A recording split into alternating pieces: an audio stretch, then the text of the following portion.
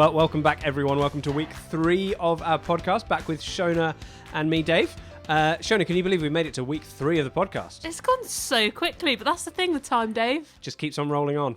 Just keeps on going. There we go. So last week we were looking at some different things that Jesus said about himself, those I am sayings. This week we're changing our theme up a little bit, and we're going to look at a number of different things that happened when Jesus was with his friends, those who were closest to him, the disciples. So, Shona, what are we kicking off with that? So we're actually going to be looking today at when Jesus first calls his disciples. So some of the first people that he called to be his followers. Cool, sounds good.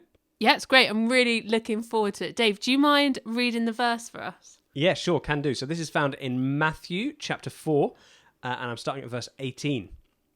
It says, "One day, as Jesus was walking along the shore of the Sea of Galilee, he saw 2 brothers, Simon, also called Peter, and Andrew, throwing a net into the water, for they fished for a living.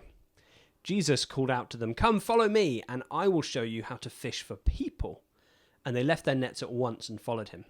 A little farther up the shore, he saw 2 other brothers, James and John, sitting in a boat with their father Zebedee, repairing their nets. And he called to them too. They immediately followed him, leaving the boat and their father behind." It honestly blows my mind that Jesus just uses normal people to be his disciples. To think that the Son of God just chose some fishermen to be his first followers. I don't know about you, Dave, but when you think about Jesus and maybe the people that he would have called, I would have thought that he would have chosen someone who was like really holy, perfect, maybe good at like teaching scriptures, all that kind of thing. What do you think? Yeah, someone sort of impressive, someone who, because if you're Jesus and you're trying to show other people what you're like, and the people you're going to choose, people are going to look at them and go, do I want to be like them? And if they're just ordinary people, why would you? Exactly, but Jesus just chose some fishermen. It is really cool. It's so cool. And one of the things that really challenged me when I was reading these verses was how the fishermen just dropped their nets and followed Jesus. And I'm also really struck about how Jesus goes to them. He doesn't put an ad out, and he doesn't say to the local towns, "Disciples wanted, must be willing to pray for people, speak to large crowds and find enough lunch to feed 5,000. He doesn't do that. He goes to the lake and he calls these men to come and follow him. The disciples left everything behind to follow Jesus. That must have been a huge thing, because in verse 22, then it says that James and John left their father. I wonder what they were thinking.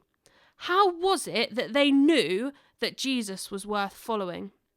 My question today for you guys is, if Jesus was to tell you to do something, how would you feel? Or maybe Jesus has asked you to do something before, and maybe you want to talk about that now as you go into the rest of your day. Would you do it immediately? Would you be like the fisherman and just drop your nets and be like, yes, I'm up for it? Or would you need time to think? Now, remember, Jesus never asks us to do something that will harm us or go against what it says in the Bible. Once you've thought about that, think about whether there is something Jesus is telling you to do now, or maybe even your whole family to do together. That's my little thought for today, Dave. That's great. What a great thing to kick off the week thinking about. Thanks, Shona. And that's the end of today's episode. We'll be back tomorrow with another little encounter that Jesus had with his friends. Woohoo! See Bye. you then.